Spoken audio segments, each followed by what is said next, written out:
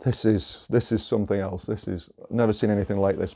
Saw this in Cliff's hands at the British Shooting Show in February 2020, but that is quite something else.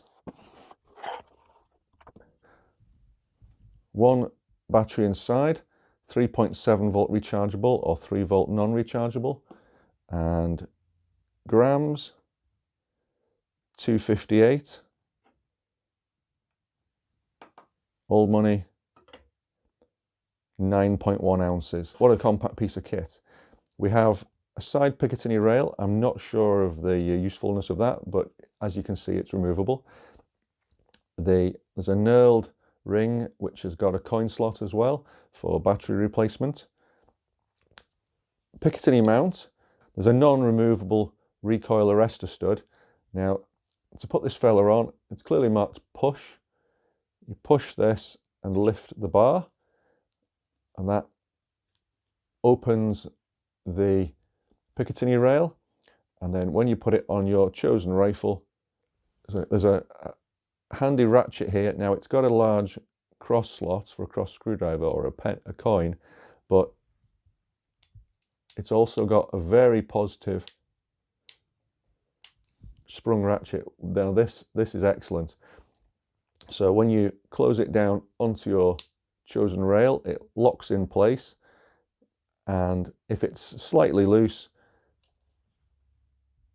you press this release, open the lever, tighten it 2 or 3 notches, lock it back down, very secure.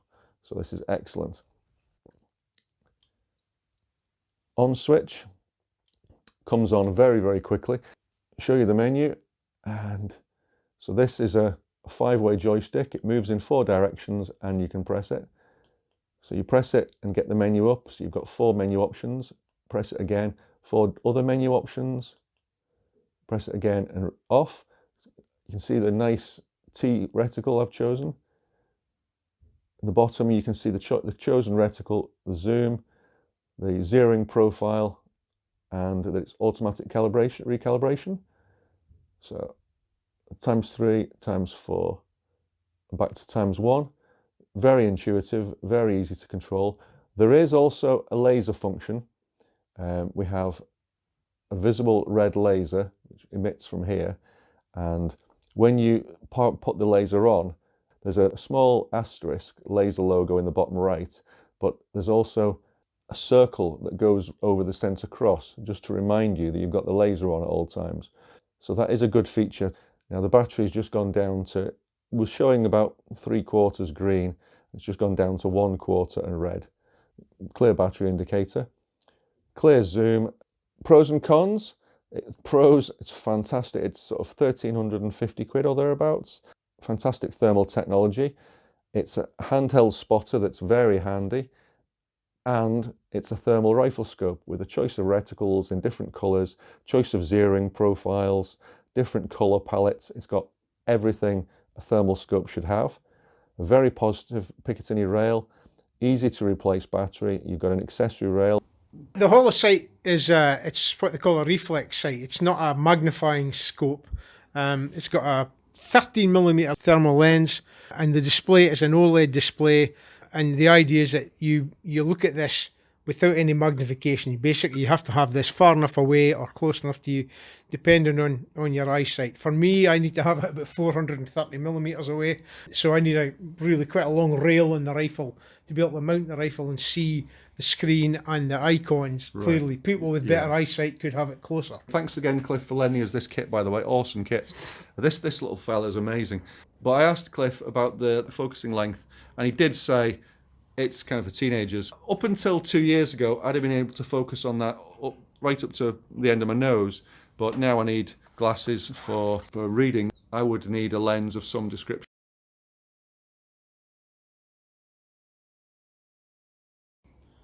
Let's try something here. That works. Yeah. So, but try moving it back and forth.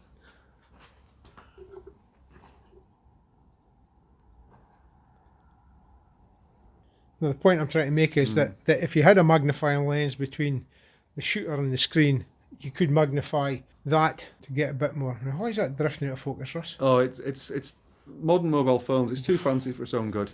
It's hunting. It's hating the fact that there's blur around this sides, left and right. Oh, I see. But you're telling it to focus in the middle, so it's Okay. reluctantly doing what it's told. Oh, okay. Second. So you can see the holo sight, and this is Bruce's mobile phone set up recording it. A very compact thermal scope. I'll turn that around. So we have a very compact thermal scope here with a, was it 12 or 13 mil lens? 13 mil lens. It's a 13 mil 17 micron. It's not standard resolution. It's something like 320 by 180, something like that. Okay.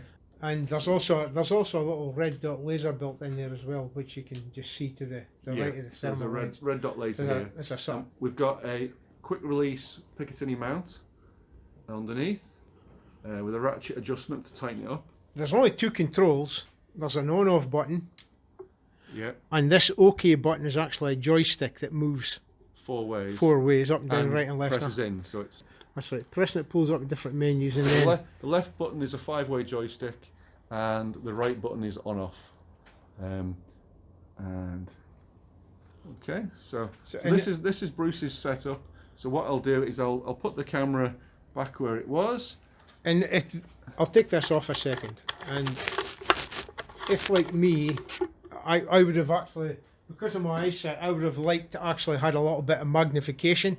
So what you can do is if you get yourself a small lens, Right. and you put that in front of there, Yeah. you can quite happily magnify that up by quite a bit. Right. So if you had that mounted in a Picatinny rail and you'd some sort of fairly low power lens placed in front of it, then when you looked at the screen, Yeah. you would get. Yeah. Sorry, I'm. No, it's okay. You could magnify up the whole display, Yeah. although you'll start to see a little bit of pixelation on the display. Yeah. No argument about that, but it would make it perhaps more flexible for people with quite wide different types of eyesight to be able to use it. Yeah. And I was thinking the FX Wildcat, my rifle, because it's got such a long Picatinny rail. You know, you could have the holo sight mounted at the front, at the front end of it, Yeah. further away. Yep, and a lens somewhere in the middle, Yep. and then just looking at it, Shoulder as normal. Yeah, exactly. Yeah. You could, and the lens position could be adjusted depending on the user's particular eyesight. Yeah. Yeah. Excellent. But again, it's absolutely a short range sight.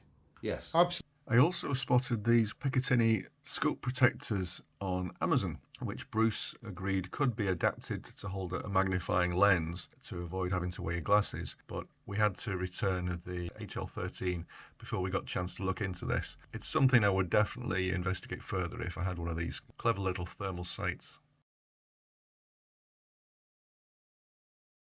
This is a wee video about the HoloSight infrared thermal reflex sight from XHolo. It's a reflex sight as opposed to a telescopic sight. Large screen. It's basically a point and shoot, a short range thermal scope, 15mm lens, and we're filming this by using a mobile phone, just looking at the screen. It's a OLED screen, very nice display, and we'll just go through the various functions that are available, which you get to using a joystick control below the screen. You probably see my finger coming in here, the bottom of my finger as I operate the joystick. First thing we'll do is change the zoom. At the moment we're on ×1 digital zoom, which is the second icon in from the left, which says 1.0. If I push the joystick up, that changes to 2. You can see the images become bigger. ×3 and ×4. That 3 we're looking at is 50 meters away. So there's still a reasonable degree of detail there. I go back to ×1. If I move the joystick to the left, it changes the brightness, it becomes less bright. There are 6 levels of brightness. 6, 5, 4, 3, 2, 1, back to high brightness again. If I push the joystick to the right, it actually switches the display off. So if you're walking around, you don't want any glare on your face, then you can actually switch the display off, but as soon as you push the joystick again, the image comes back up. To get to the other less frequently used menu items, you simply press the joystick and you can see we now have 4 icons in the top of the screen. If I push left, That changes the calibration from automatic to manual. I'll put it back to automatic. If I push up, that gives me the different colour palettes. That's black hot. So that was white hot. This is black hot. This is red hot, and the camera's having a bit of a problem focusing it. This is the full colour, and back to white to, I'm saying H. Thought that was white hot. Okay, that's white hot. If I push to the right, it lets me choose between using a rechargeable 3.7 volt battery and giving an accurate display of the voltage, or using a 3 volt non-rechargeable battery and giving me an accurate display of the voltage. We're on a rechargeable at the moment. I push down, there is actually a laser, a small red dot laser built into this thing, and you can actually adjust the position of the laser if you so wish. Switch the laser off. If I press that again, I get to a different set of icons. This time I can change the colour of the reticle, so it's a black with a white centre, red, green, white with a black centre. So there are 4 colour choices of reticles, and there are several choices. It's like a T, a box and a small circle, just a small circle. So there are a few choices of reticles. If I move the joystick to the left, you can see that the reticle is moving around. That's because there are 4 preset reticle positions. In other words, you could set this up for different ranges or for different rifles, and just save the 0 for any particular rifle range you wanted, and then bring that setting back when you put the scope on that particular rifle or change to that particular range. So we're in G4, G1 I think is centred. If I push to the right, you've now got the option to 0, and this time this is showing 0 at 50 metres, and simply by moving the joystick left and right you can move the reticle position on the screen. It is a fairly large increment, so if I move the vertical once, you can see it's moving one click is moving at 6.54 centimetres, which is quite a long way. So it's not that fine an adjustment. So those are the basic functions of the scope. It runs off a single CR123 battery. It's got a USB-C port at the side, which is only for running it off a power bank. It doesn't have any video output, hence the reason we're using a mobile phone to take a video.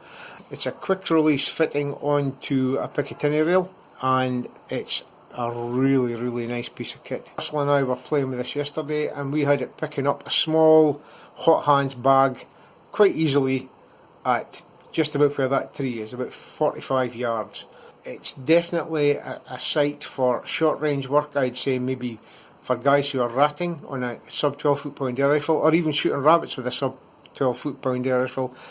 And you could just about push it, I think, with a rimfire and subsonics for rabbits out to 50-60 yards, and get a clean enough picture to actually shoot something like a rabbit at that range. I'm not sure if you could head shoot, but I think you could probably shoot rabbits at that range.